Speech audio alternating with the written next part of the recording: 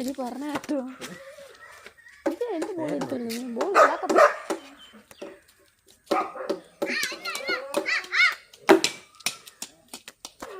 ഒരു ടൈമിംഗ് ആയി ടൈമിങ് പൊക്കി അടിക്കാൻ പഠിച്ചാൽ മതി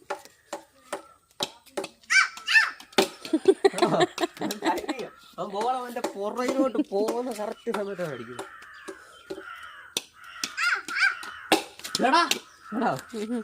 ഇതെങ്ങനെ പട്ടിക്കുന്നു എനിക്കറിയാൻ